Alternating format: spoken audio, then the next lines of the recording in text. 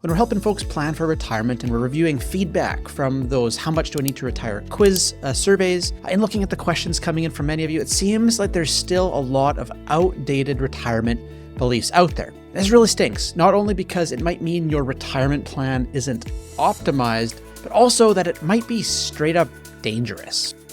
This is true in retirement planning, but also life. Like, when was the last time that you filled up your car with leaded gasoline or used lead-based paint or installed a mercury thermostat or placed asbestos-laden insulation in your attic? All of those things at one point were thought to have some type of performance perk, right? Conventional wisdom said, this is the best way to do it. And with time, we've come to see, well, maybe not so much. The exact same thing happens in retirement planning. So in this video, I'll highlight quickly the 7 different ways we've seen the retirement landscape change, and pretty dramatically in some cases, whereby if you're not adjusting, you could be leaving money and maybe something else on the table. Along the way, I'll show you what you should do instead.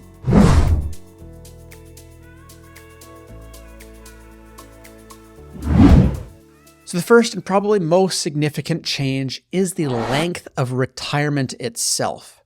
Now, the old belief, and frankly, the reality, is that retirement was this short period of time, typically after a physically strenuous working career. Life expectancy was much, much lower in the past. A CPP up here in Canada was created in 1966 by Prime Minister Lester Pearson, as a kind of pay-as-you-go system in response to growing poverty among retired Canadians. Retirement age at the time was set at 65 years old, and there was no option to take benefits earlier or later than that. Here's the kicker. Life expectancy at the time for the average Canadian was 71.83 years. Crazy. So you'd have 6, maybe 7 years in retirement on average. Now compare that to today, with an average life expectancy stepping all the way up to 83 years old. And that's just the average though, right? If you're 65 today and married, between the two of you, there's a 50% chance that one of you lives till age 94. This is a massive change. If you need that retirement income coming in for another 20 or maybe 30 years, it will absolutely require more savings on the front end and adaptive planning along the way to manage that strategic drawdown over that entire period of time. By the way, if we haven't ever met, I'm Steve Willems. I'm a practicing certified financial planner and wealth advisor with the Willems Wealth Planning Group out here in BC. We started this channel to help you plan for your own retirement, helping you kind of plan and arrange your investments, your income streams, and ideally pay less tax along the way. Now, the second is related to the first, and it comes down to retirement age flexibility. Like I said, back in the day, kind of a mandatory retirement age was pretty common, and retirement age was often a fixed target. Like that CPP example, you got it at 65. You'd collect for 7 years and then pass away. Well, today, retirement age is recognized as a highly individual decision. It's influenced by goals, health, maybe retirement readiness. Do you know what you're retiring to? And in some cases, even mandatory retirement has come to be seen as almost even discriminatory, with many older boomers kind of staying in the workforce in some capacity by choice, not even out of financial necessity, on into their 70s. The third key change is the systemic shift from defined benefit to defined contribution pension plans. The old belief was that workers would rely on their employer-provided defined benefit pension plans, which obviously guaranteed kind of income for life. Now, as we can now see, that was actually a pretty easy math equation when the average retirement lifespan was maybe only 7 years or so. But as those promises of income for life became too costly to fully underwrite, the shift occurred to defined contribution pension plans and personal savings. And this essentially just transferred the responsibility of that funding to individuals, and now requiring them or us to actively save and invest and manage those retirement funds. Now, the management of those funds is an actual skill. It has to kind of be learned. It is learnable, though, although often it's outside of kind of the scope of someone's professional career training. And so naturally, some will be kind of more predisposed to this approach than others. Now, regardless, it just brings in a pile more complexity and risk than under the defined benefit model. Of course, kind of undergirding this change is kind of the institutionalizing of employers. We don't really have as many of those kind of paternalistic employers anymore. That social contract that used to exist, I mean, that left the house a good long time ago. And unfortunately, probably both the employer and the employee are probably worse off as a result. The fourth belief change has been surrounding the idea of working in retirement.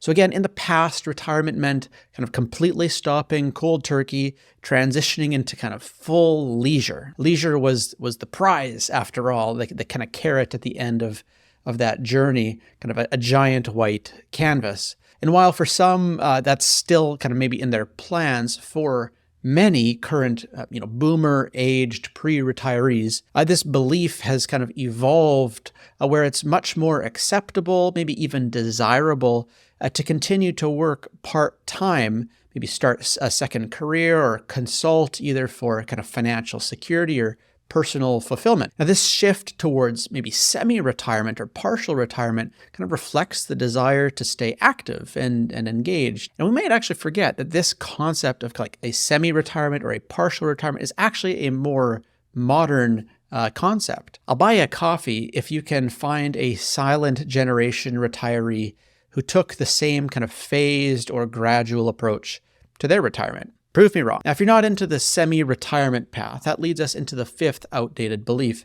And that's that, the time to relax isn't the big reward that you maybe thought it would be. So in the past, right, retirement planning was kind of about building this nest egg, right, all of these different assets and income streams kind of large enough to ensure kind of a degree of financial security. But today, while that's certainly still there, that's still a component, all of these other layers seem to be kind of added on top. So now the focus has shifted more to lifestyle planning, right? How do you want to spend your time? How are you going to find purpose? How are you going to maintain your overall well-being? Quality of life and health are way more central to kind of retirement goals today. Folks today want adventure, they want kind of education, they want volunteering, and they want all that stuff, right? Sitting at home, kind of watching Netflix for 6 hours a day, like that just ain't going to cut it. The sixth belief is a little bit more tactical, and frankly, because it was only learned about maybe more recently,